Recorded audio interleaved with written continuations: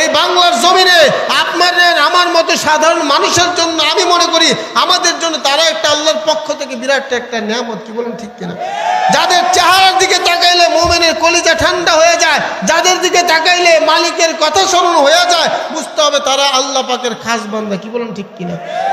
আমার ভাইরা, আমার বন্ধুরা, নায়েবে আমিরুল মুজাহিদিন তার চেহারার দিকে এক সময় আমি যখন তাকাইতাম, আসলেই মানুষ একজন কাফের যখন কোনো মুমিনের দিকে তাকায়, তার ভিতরে কুফর থাকার কারণে, তার ভিতরে কুফরের অন্ধকার থাকার কারণে মুমিনকেও সে অন্ধকারই দেখে, মুমিনকেও সে চিনতে পারে না, বুঝতে পারে না।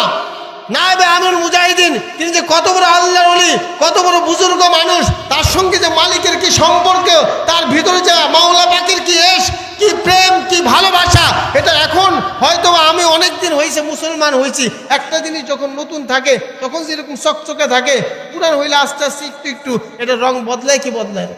আমি যখন কালেমা পড়ছি মুসলমান হয়েছি, আমার ওই দিনের ইমান আর এখনকার ইমান ওজন করলে দেখা যায় অনেক হালকা। আমার কথাই বলি, আমার জীবনে প্রথম কালেমা পড়ার পরে যেই সেজদা দিছি, যে নামাজে যে মজা পাইছি, এই মজা এখন আর আমি পাই না। তার মানে বোঝা গেল এই দীর্ঘদিন মুসলমান হওয়ার পরেও আমি এই দুনিয়ার ভিতরে, এই যে দুনিয়া, এটা আমরা যারা আছি এটা একটা দুনিয়া। কি বলেন ঠিক কিনা? আল্লাহ নবী বলেন হব্বুদ দুনিয়া রসকুল্লি খতিয়া, দুনিয়ার মহাব্বত সমস্ত গুনাহের মূল। আমাদের প্রত্যেকের অন্তরের ভিতরে দুনিয়ার মহাব্বত কম হোক বেশি হোক আছে না নাই?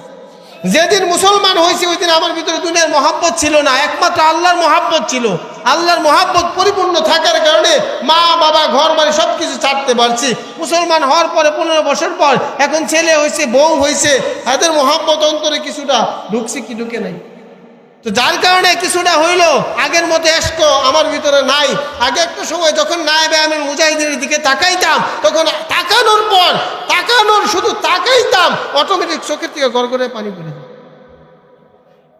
শায়েখে চরমনের দিকে তাকাইলে আমার চোখের পানি বইরে যাইতো, মনে হইতো তার চেহারার ভিতরে মাওলা পাকের মারেফাতের এশকের একটা নূর দেখা যাইতো। কিন্তু ওই জিনিসটা এখন আমি আর পাই না। তার কারণ হইল আমার ভিতরে আগের যে ইমানের পাওয়ার ছিল, নূর ছিল, এটা একটু দুর্বল হয়ে গেছে। কি বলেন ঠিক না বেঠিক? আগের মতো আমার ভিতরে এশক না থাকার কারণে দেখতে পারি না। এখন দেখবেন অনেকে চরমনাই নিয়ে আঙ্গুল তুলে কথা বলে, এর মূল কারণ হচ্ছে তার ভিতরে হিংসা। কি বলেন ঠিক না বেঠিক? আজকে যে দরবার সম্পর্কে দারুল উলুম দেওবন্দের প্রধান মুফতি হাবিবুর রহমান খায়রাবাদী সাহেব ফতোয়া দিয়ে গেছেন, নিজে স্বচক্ষে এখানে থেকেছেন, দেখেছেন, কথা বলেছেন, কথা শুনেছেন, সব কিছু ভালোভাবে পর্যবেক্ষণ করার পরে তিনি দরবারকে হক সিলসিলা বলে ফতোয়া দিয়ে গেছেন, তিনি দরবারকে স্বীকৃতি দিয়ে গেছেন। এখন দেখা যায় কিছু কিছু মানুষ জনবিচ্ছিন্ন, কিছু কিছু মানুষ চরমনাই সম্পর্কে সাধারণ মানুষকে ডিভাইডেড করার জন্য, দূরে সরানোর জন্য মাথা খারাপ হয়ে গেছে। কি বলেন ঠিক কিনা? উল্টা পাল্টা ফতোয়া দেয়। এই বাংলার জমিনে আমাদের সকলের সেরে তাজ আহমদ শফি রহমতুল্লাহ আলাই, জুনেদ বাবুনগর রহমতুল্লাহ আলাই সহ, আল্লামা আজিল হক রহমতুল্লাহ আলাই সহ যারা ছিলেন মুরব্বী, সবাই চরমনাইকে পছন্দ করতেন, ভালোবাসতেন। কথা বলেন ঠিক কিনা? আমরা সবাই যে চরমনাই মুরিদ হব এটা কোনো কথা না। যার মনে চায় চরমনাই যাবে, যার মনে চায় উজানি যাবে, যার মনে চায় আপনার নানুপুরে যাবে, যার যেখানে ভালো লাগে সেখানে যাবে। যার যার মত, যার যার পথ ভিন্ন থাকতে পারে, কিন্তু একটা তরিকা, একটা দল যদি হকের উপর থাকে, হককে যদি হক না বলে, বুঝতে হবে তার মধ্যেও কিছুটা গুমরাহি আছে। আমার ভাইরা, চরমনাই সম্পর্কে বর্তমানে যারা আমাদের দেশের গ্রহণযোগ্য উলামায়ে কেরাম, যদি তাদের নাম বলি, মিজানুর রহমান সাইদ সাহেব হুজুর, যদি তাদের নাম বলি, এই আপনার দেলার হোসেন সাহেব দামাত বরকাতুহুম সহ যারা বর্তমানে আছেন, তারা সবাই চরমনাইকে হক বলে তারা স্বীকৃতি দেয় কি দেয় না? আল্লামা নুরুল ইসলাম অলিপুরি সাহেব দামাত বরকাতুহুমের কাছে কিছু মানুষ কিন্তু আছে এমন যে দেখবেন দুই দলের মধ্যে পেঁচ লাগানোর মধ্যে মাঝখানে দু একজন থাকে কি থাকে না। নুরুল ইসলাম অলিপুরি সাহেবের কাছে একজন প্রশ্ন করছে যে হুজুর, এই চরমনাই দরবার হক না বাতিল? তখন হুজুর এই প্রশ্নের জবাবে বলছে যে চরমনাই হক না বাতিল এটা জানতে চাও? এই মিয়া, তুমি কি চরমনাইয়ের ভিতরে বাতিল কিছু পাইছো?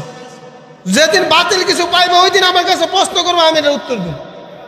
তার মানে হুজুর এটা স্পষ্টভাবে প্রতিবাদী সুরে বুঝাইতে চাইছে চরমনাই দরবারের মধ্যে বাতিলের কোনো গন্ধ। এখন যদি কেউ বলে এর মধ্যে কোনো ত্রুটি আছে, বাতিল আছে, বুঝতে হবে তার ভিতরে ভেজাল আছে, ঠিক না বেঠিক? হাবিবুল্লাহ মাহমুদ কাসিমি সাহেবের কাছে একদিন প্রশ্ন করছে, হুজুর চরমনে হক না বাতিল? তখন হুজুরের সেম জবাব দিছে, চরমনে কি তোমার বাতিল মনে হয়? চরমনে তো আহলে হক।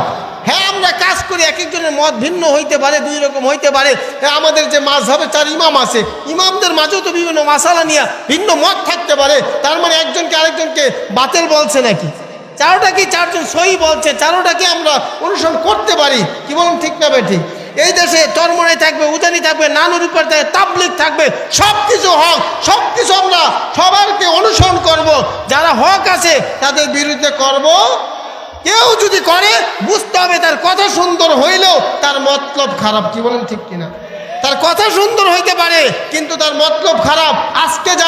আজকে চরমনেওয়ালারা হকের পক্ষে থেকে আক্রোশের বিরুদ্ধে সংগ্রাম করে, লড়াই করে, দেওয়ানবাজির বিরুদ্ধে লড়াই করে, মওদুদিবাদীদের বিরুদ্ধে লড়াই করে, যত বাতিল আছে, জালেম আছে তাদের বিপক্ষে লড়াই করে, সংগ্রাম করে, ইসলামকে কায়েমের চেষ্টা করে।